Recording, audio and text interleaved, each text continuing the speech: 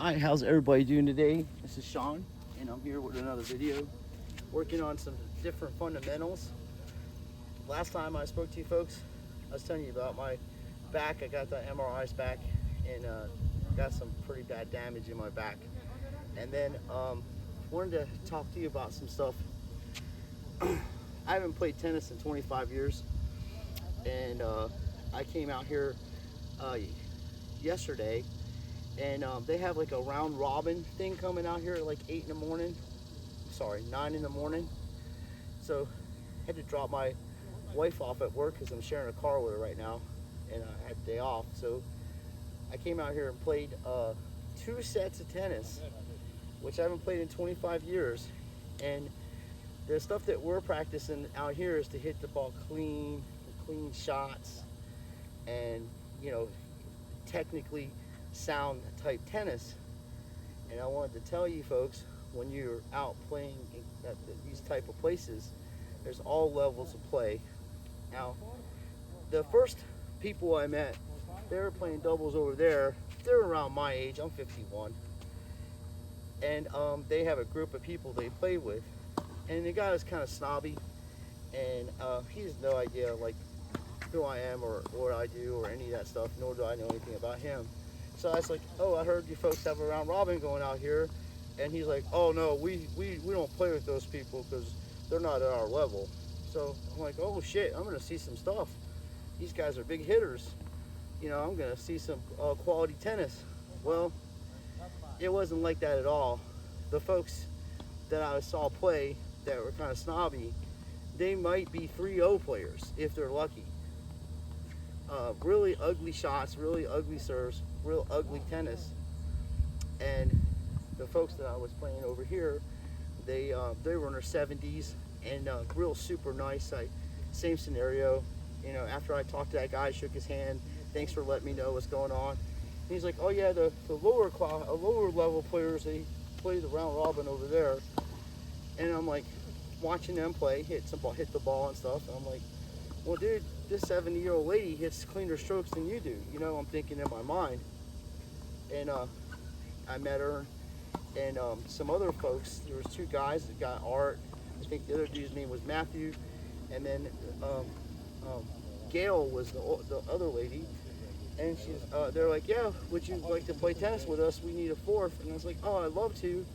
And they're like, I'm not that good and all this. And I was like, I haven't played tennis in 25 years. I haven't played a set of tennis in 25 years where you actually got to keep score and ball's got to be in play and stuff. So you're playing people that hack the ball.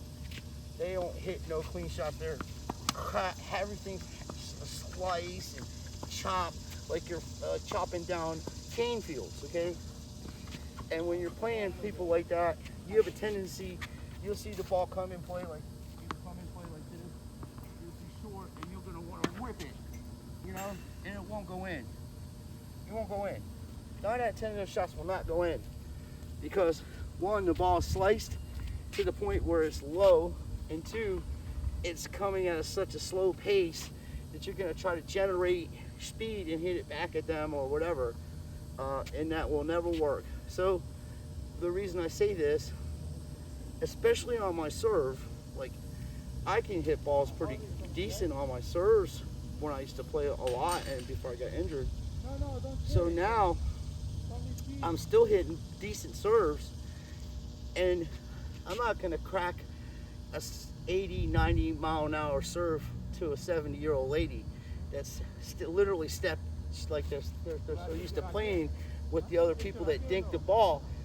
They're literally standing inside the baseline like that, and you can injure people, okay, doing shit like that. So I play at the level that I play at when I'm playing against the people that I play against. If they're slicers and hackers and stuff like that, the best way to do that in doubles is you come into the net and you intercept the ball in the air and volley it away from them. You got all this court to hit the ball. You don't have to drive the ball with a lot of power because they're hitting with no power. What you do is you place the ball to where they're not, or you hit down at their feet or down at the area where they have to pop the ball back up, and you're not going to hurt somebody. So I see a lot of that. I see guys my age, they'll play older players, and these folks don't know that you're literally, going to hit, a big serve, and you can injure somebody like that. So don't let your pride and your ego and stuff like that hurt people. If you're gonna play tennis with people, play tennis against everybody and anybody with all different styles and learn from them. Nobody's better than anybody. Okay, that's number one.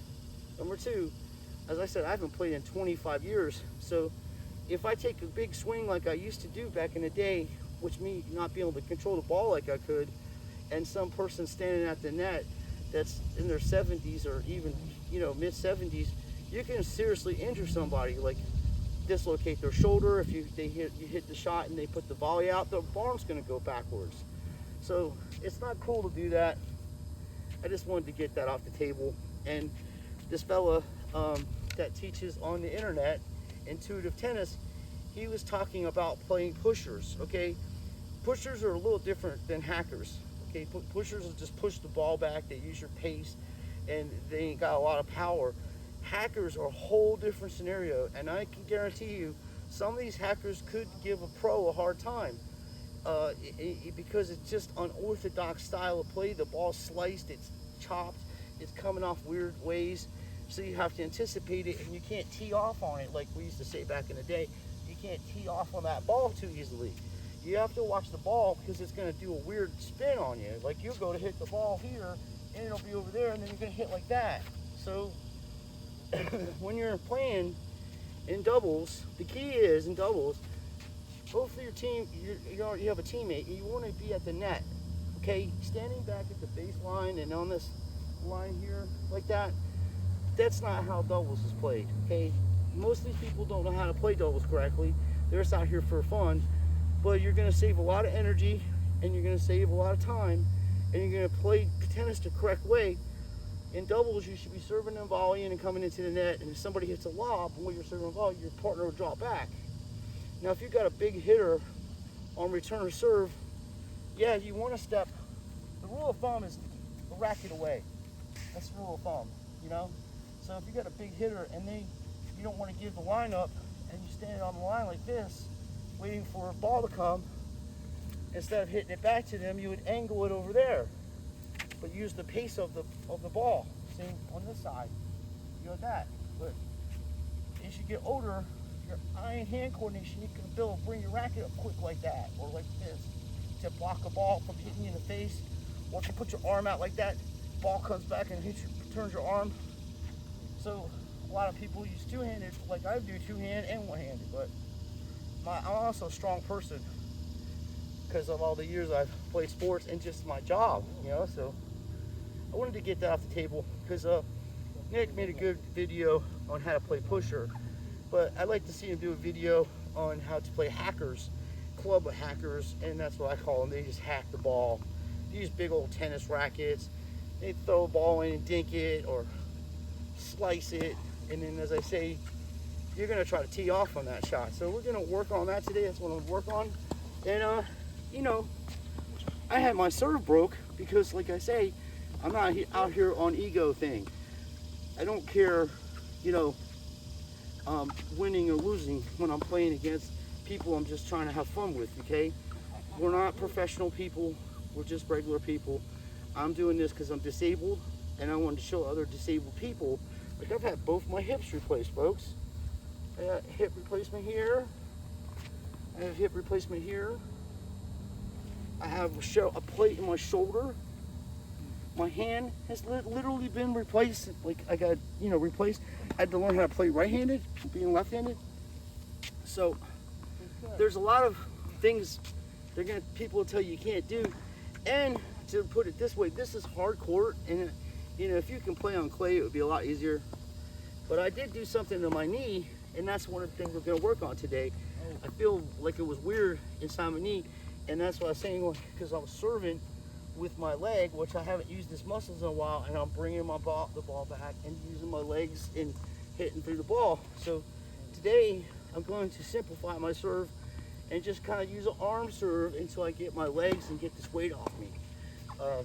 It isn't like I've out eaten a bunch of food. I actually had medicine that made me gain a lot of weight. So that's why I was heavy. But I'm out here to try to help people, and I'm also out here to tell people no one's better than anybody at any level. We're all living, breathing human beings, and we all deserve respect. And you should respect everybody, no matter who they are. For instance, I was on the Intuitive Tennis, and a fella I was talking about, you know, some of these people that make statements about women tennis, they're conceited. So I was using auto spell, and I spelled the word conceit wrong, right? So somebody corrected me, which is rude in my eyes, you know, to correct people you don't know on spelling.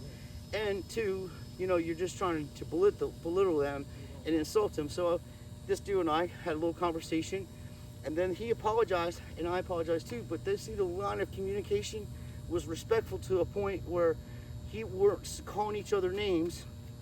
I did say he was narcissistic, because that is a narcissistic thing to do, to correct people you don't know and you think that you're better than them.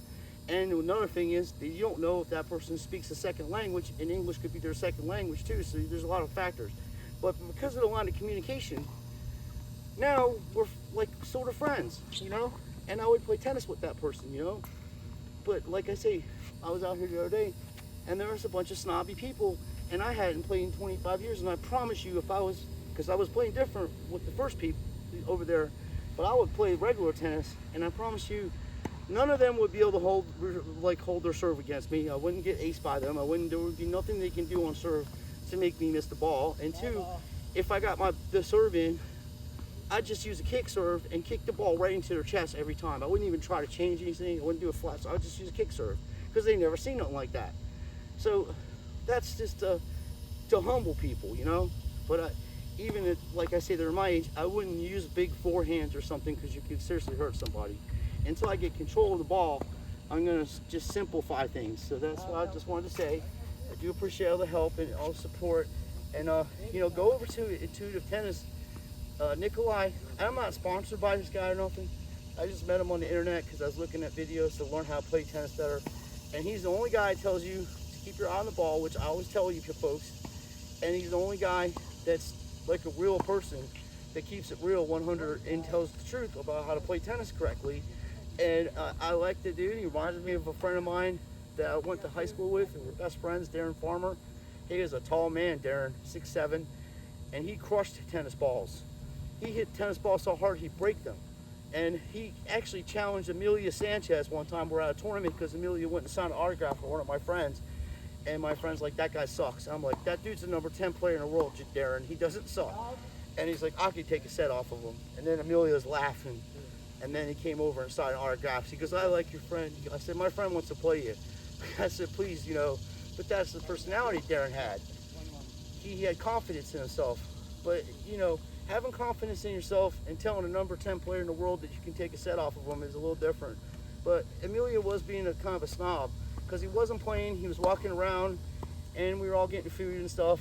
And we're like kids, 16, 17-year-old kids. So, you know, just be yourself, be original, and be yourself, and don't be mean to people. Okay, it's just a game.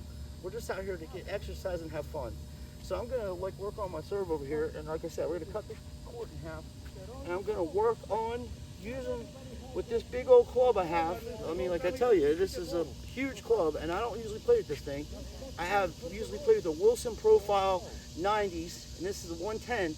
So I got some Wilson Profiles coming my way, and I'm gonna get back to old school a little bit, and we're gonna practice with this club, because it is a club. And like I say, if you're an older person and you want to play doubles, this is the racket to use.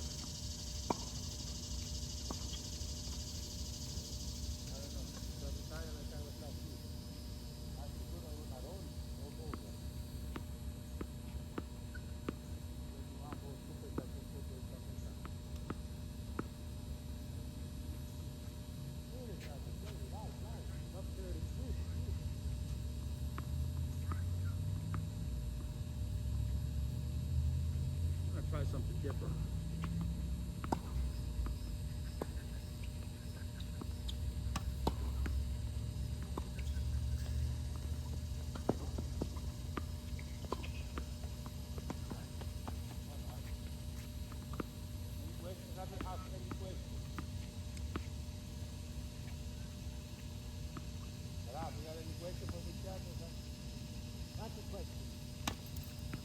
Why you do this?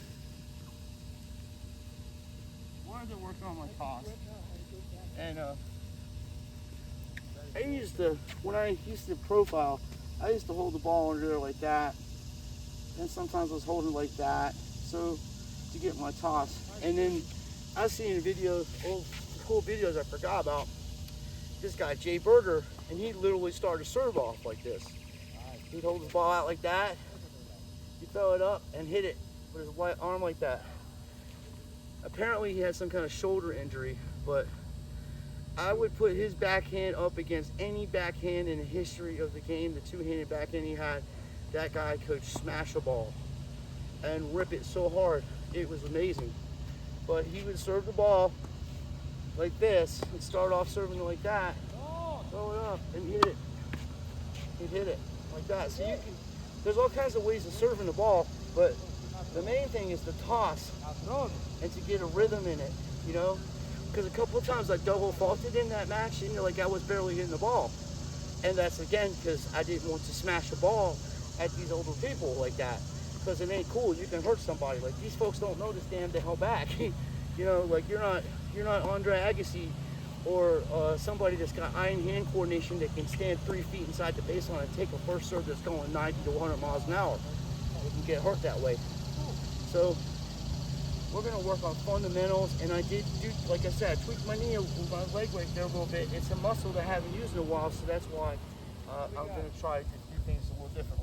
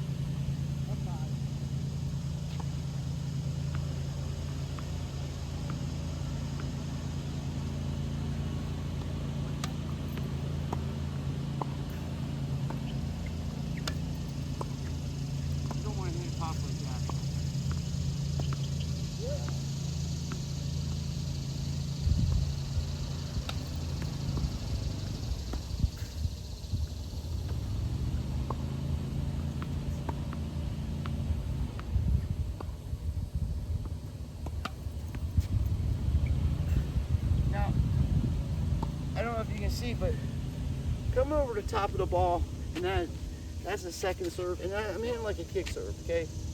And then the other couple was a slice, a little moderate between slice and kick. And I came up with a serve. It's my own style.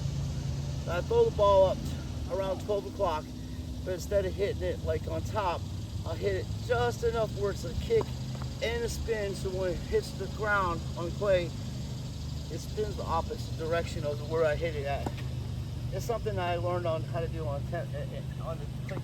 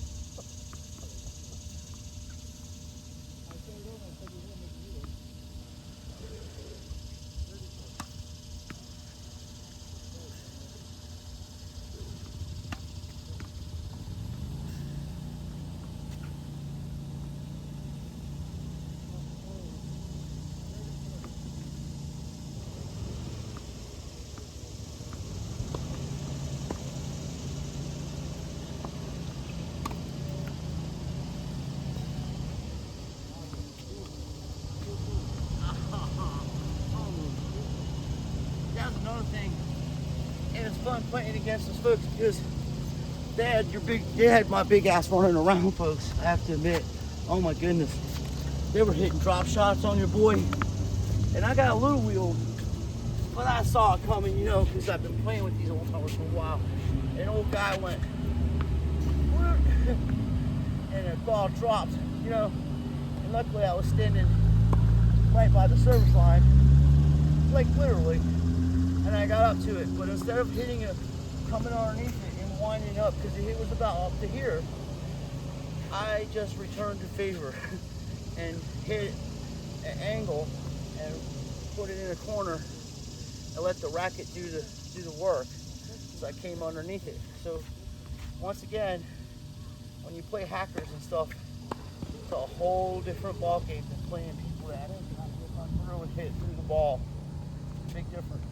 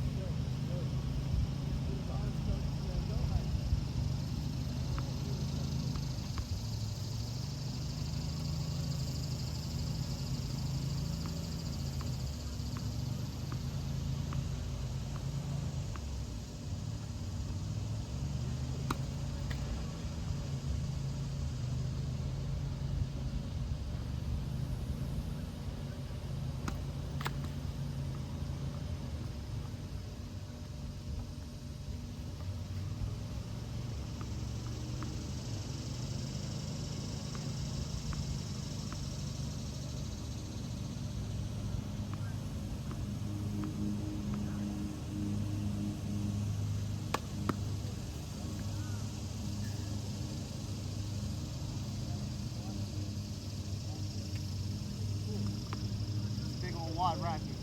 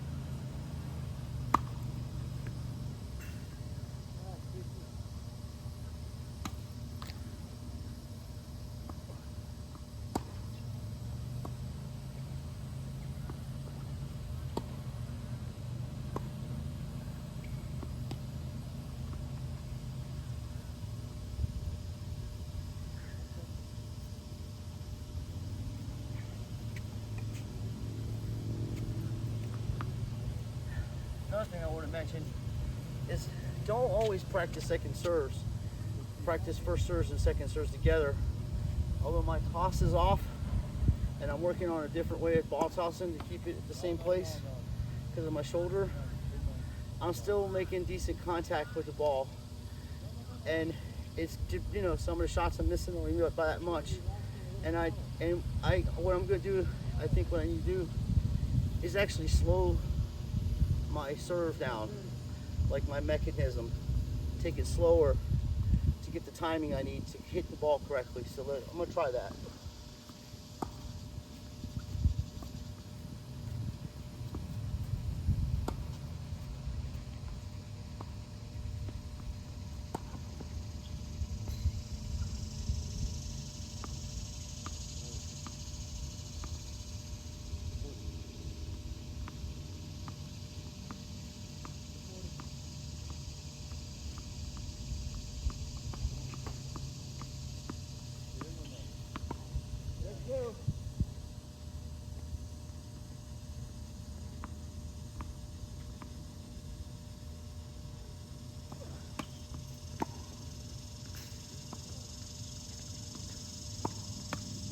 Whoa, look at that. That was cool. Out. Oh my God. What do you got? Oh, that's good.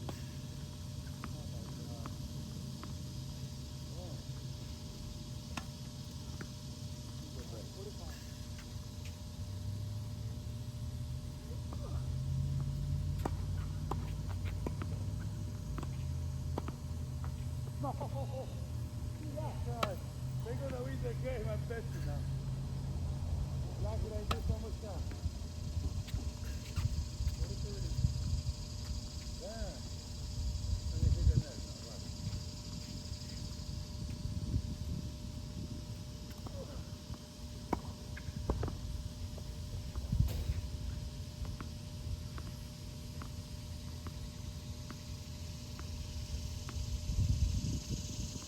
Yeah, 310.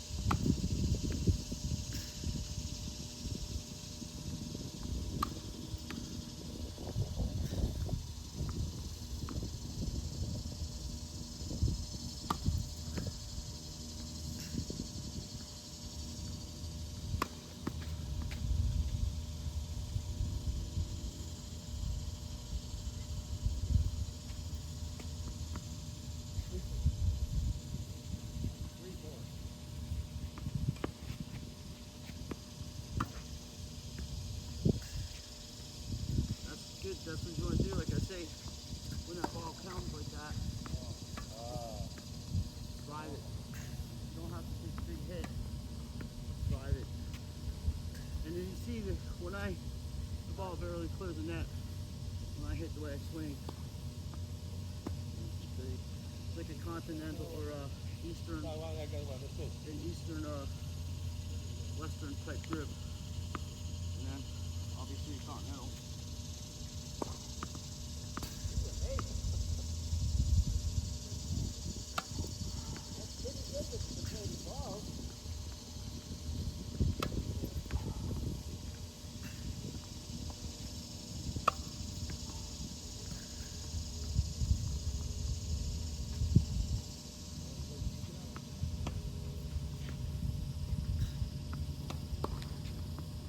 No lift on it. Leg.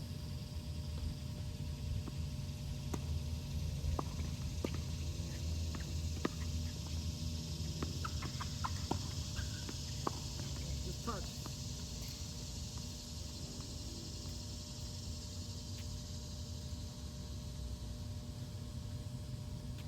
Easy, gentlemen.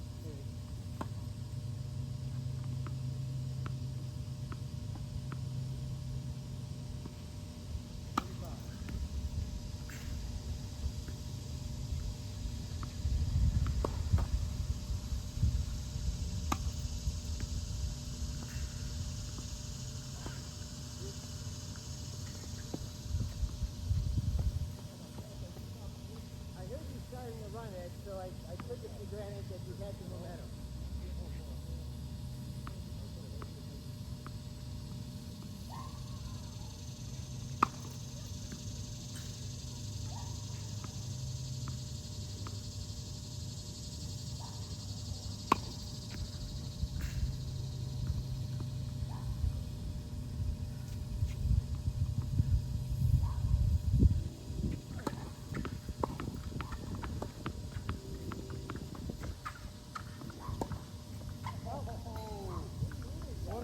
hard.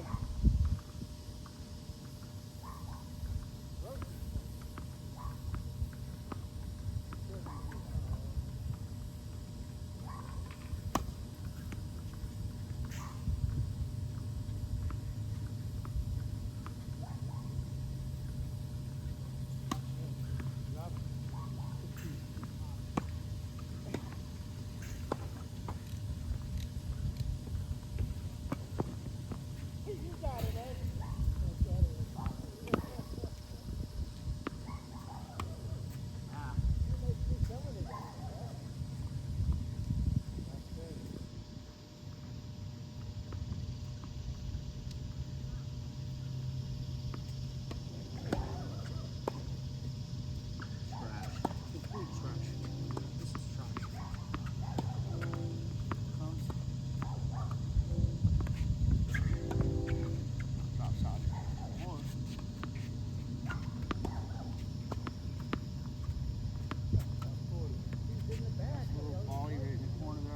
Okay, come back, don't worry, it's not for you. So you got? I don't have one? Not even one.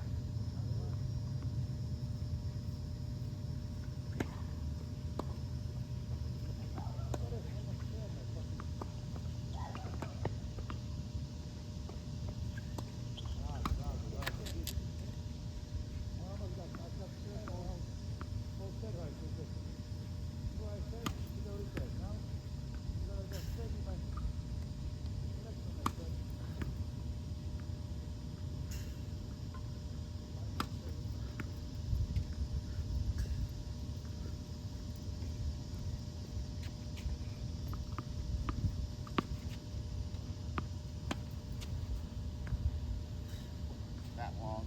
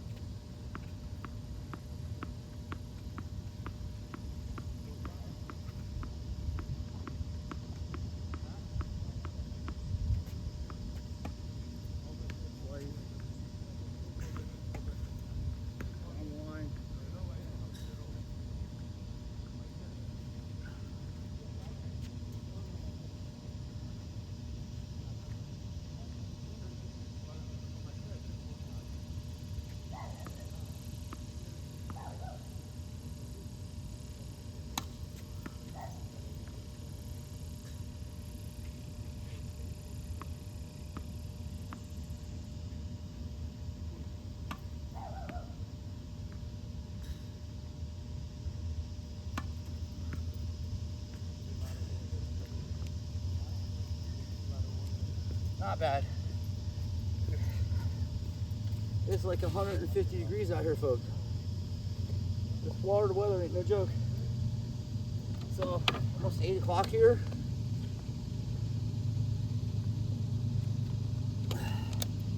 So I'm going to try to hit some balls this way. See what balls go in.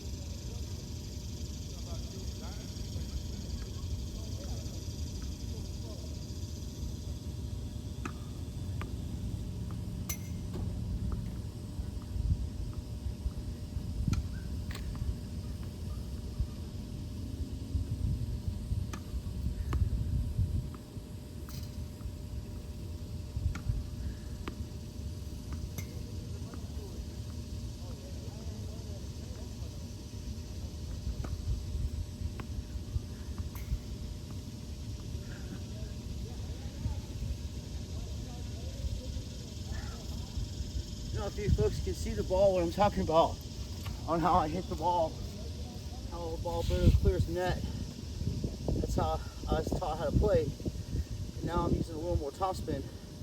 So another trick to learn topspin is you can take the ball, put it on the net, hold the ball like that, and roll it over the top of the net. That's how I teach kids how to hit topspin. I'm gonna get these balls. I'm gonna hit some more. I gotta watch my leg though. I don't feel too much. I don't feel too much in it right now because I'm not really, using my legs to serve as much. I'm trying to get my toss and get the fundamentals down. As I say, the pride, folks, sometimes it'll get you. But yeah, I'm happy just getting out here. Better than being in a wheelchair.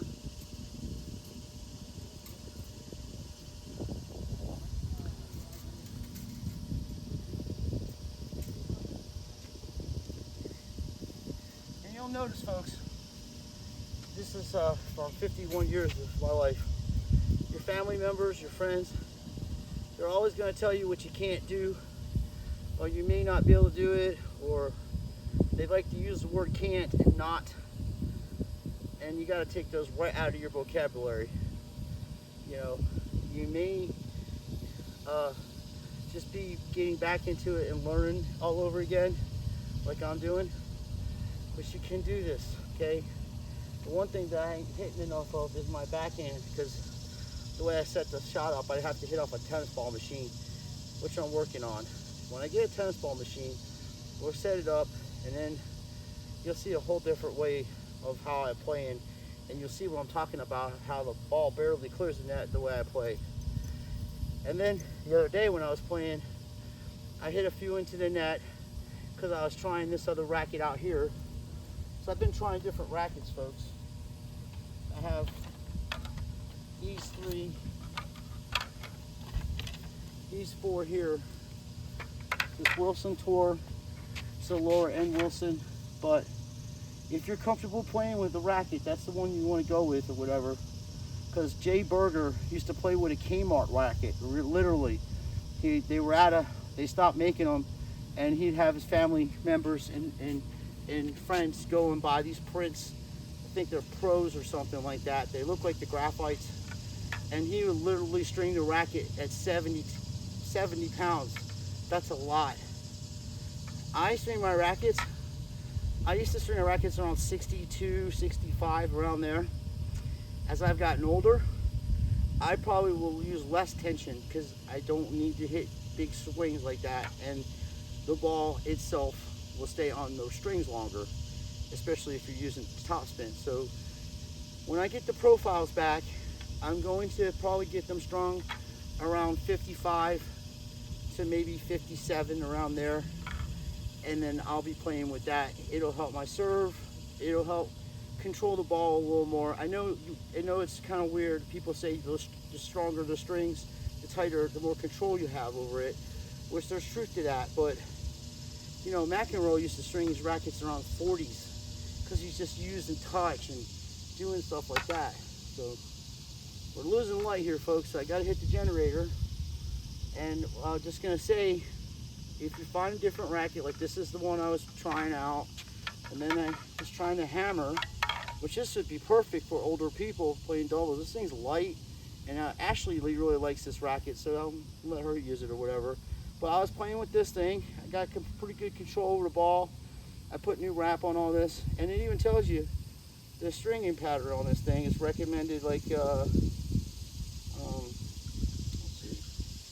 50 to 62. So it's these are nylon strings too. This is garbage strings.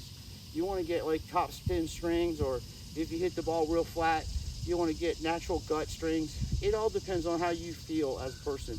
Like I don't really have a preference in rackets. I just know that with my injuries and the way that I hit the ball and stuff, I'm just going to use the profiles like I was using when I was younger. that seems to work out, and I don't have to use so much topspin with this. Like this thing is like literally just, you're just using huge amounts of topspin.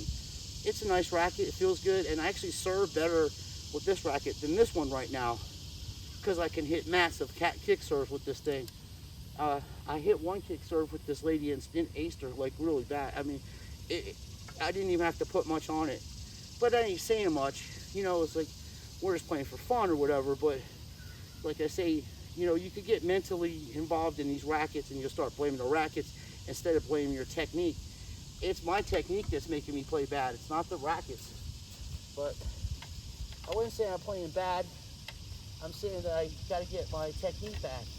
You know, I have to get my rhythm back on my serve. And when I started slowing my serve down, you saw it on the other side of the, you saw the serve going in. And even my short serves had some defense on it. You know, it had some slice, and the other one had a nice kick. So I did it, I had a nice kick serve. And then, as I say, like the Prince Graphites, this is similar to a graphite. This is a Prince Excel. And once again, for people that use topspin, they can crack the ball with this thing. You load up and bang, and come underneath it, and even with backhanders, you know, just cracking the ball with this thing, you can get a lot of topspin. Boom, bang, you know. But with my strokes, as I say, I'm simplifying things to where we can do business correctly, and that's what's important. You want to have fun. It's just a game. You're gonna run into bad people in any situations in life. And my grandmother told me this. My grandmother was from Germany, and she came over before the war. You know, like during the war, my great grandmother brought her over here, and she used to tell me, you gotta, when you meet mean people, you kill them with kindness. The meaner they are to you, the nicer you are to them, until they get physical. Then if they try to get physical with you, that's a whole different ball game.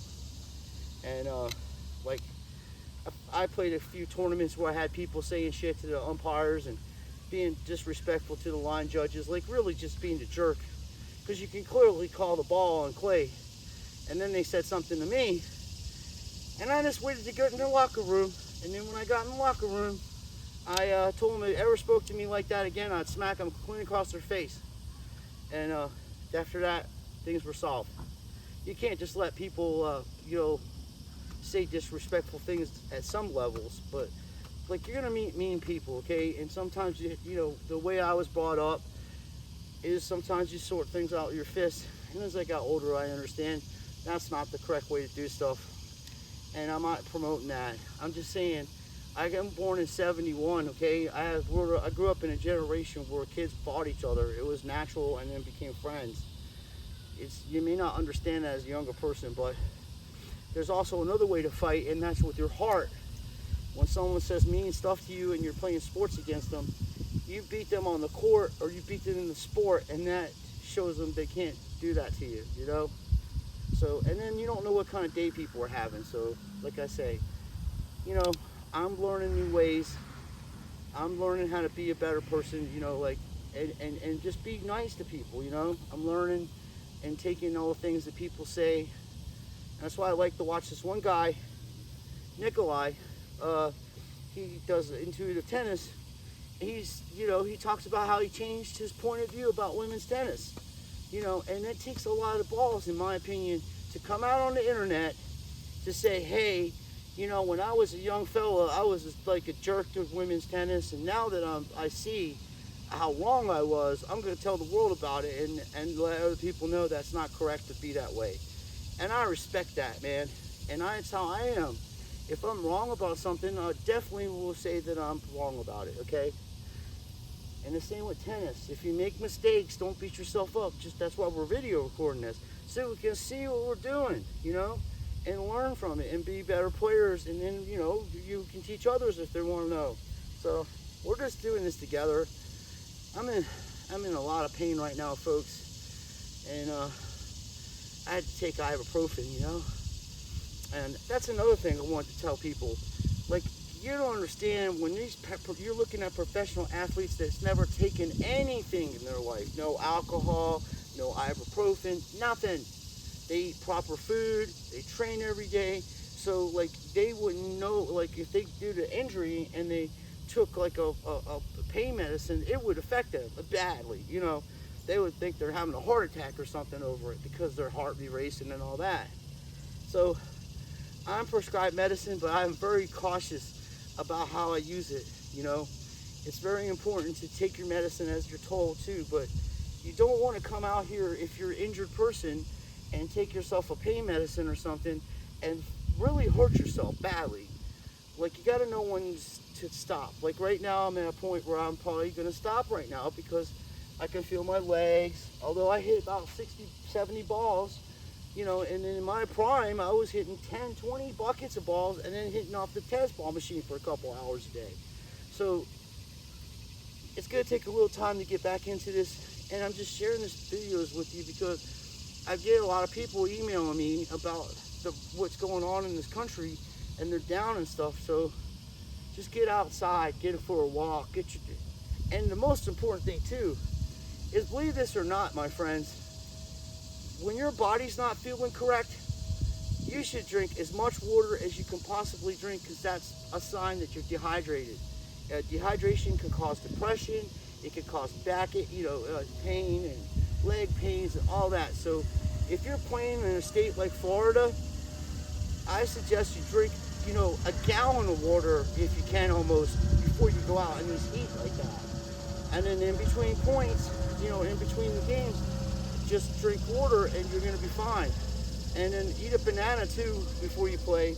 If you eat a banana, it has potassium in it and it'll help you. And then if you're getting cramps and stuff, what I've found out by some of the pros that are doing business around here, and also, you know, like a couple friends of mine that play for the Pirates, they were telling me mustard seed. They grind up the mustard seed and drink it, and then that helps the cramps. And then one other fella I know, he was doing physical therapy for the Tampa Bay Rays, the baseball team, and he said pickle juice, like drinking pickle juice, that'll help with cramps and stuff. And then Nikolai was showing people how to do stretching, you know, afterwards, after you get done, you know, doing business, to stretch your legs, to stretch your arms, your back, you know, just gradually stretch after the match and before, you know, or after you play before, and it'll help you, you know. So I say this because the most of my people that I know are around my age, you know, and then there's younger fellas and ladies, and it can happen to you too. You just got to watch when you're out in this kind of heat. You really have to put fluids in there. No soda pops. Water, Gatorade's good too, but Gatorade's full of salt and potassium, which can replace the salt and potassium when you're sweating it out, but it also is not really good to put that kind of salt in your body at high levels like that. That's why I say water, you know, before and after, and then maybe Gatorade. I'm not a doctor or nothing. I just know what the doctors told me. And I see doctors that are $1,500 an hour. Like, I see a neurologist and stuff. They're expensive. And that they tell me the things that I'm sharing with you, you know. So we're just gonna get through this. Like I say, I want to get to a level I can play in a tournament, win, lose, or draw. I want to say I'd be able to done it before I have to have back surgery and all these things that are coming up in the future. So I appreciate everybody watching. I got to go round the balls up. And I didn't hit none over the net, which is good. Over the fence. That one time I was showing you guys, I was trying to use a continental grip like my man Mac.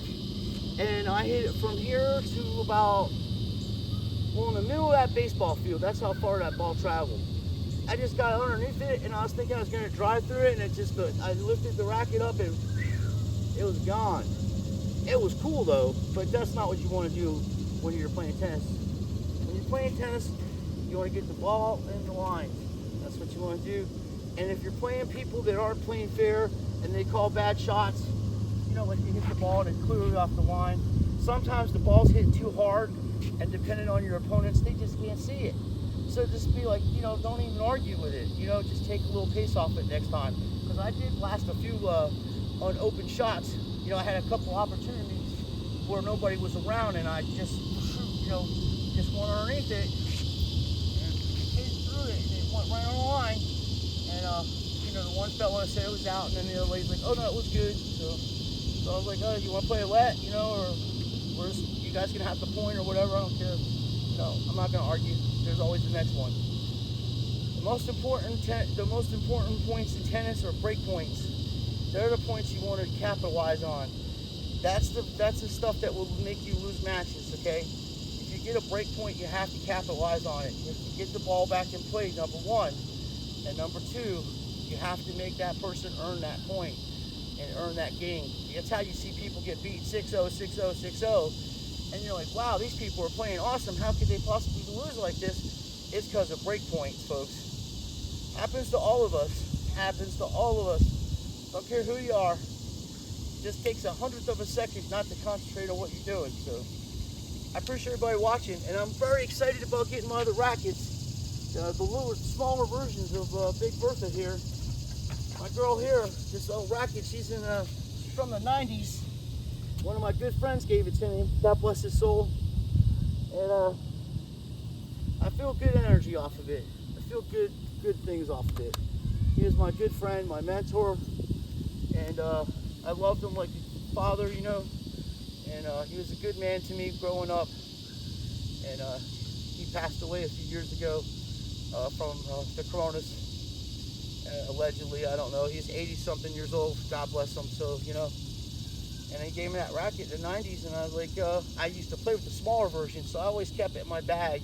I got a bag that holds like 6 or 7 rackets.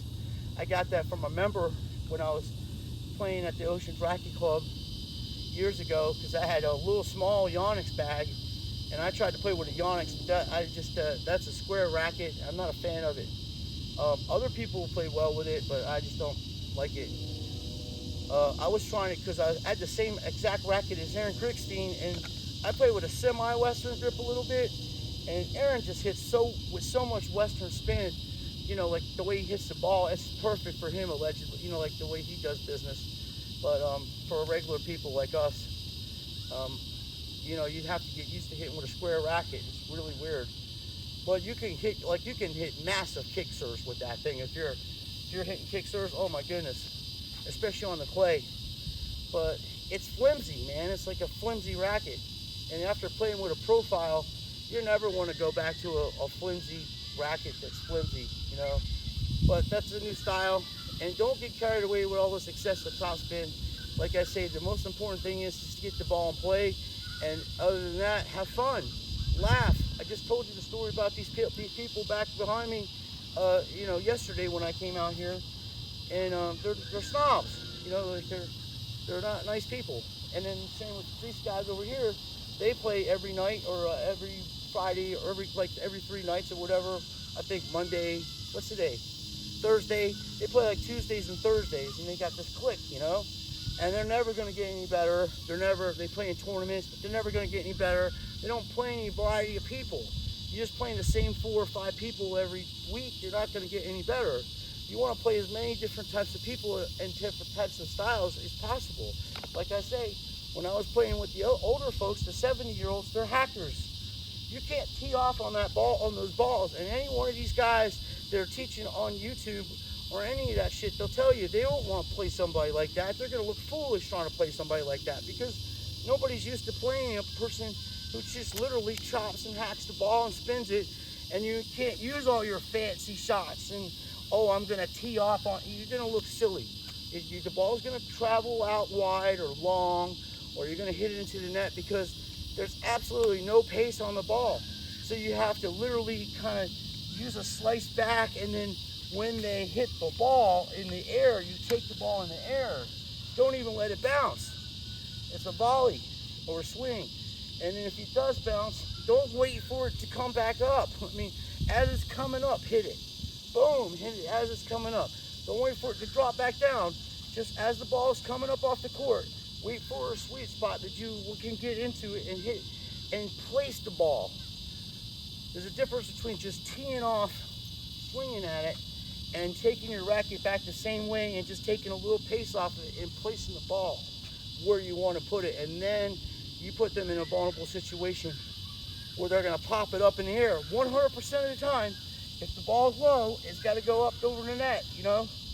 And when that happens, that's where you can use your shots, the fancy volleys. And plus, it's just fun to try to, like, do touch shots, you know? Like, you know, just kind of place the ball in the corners.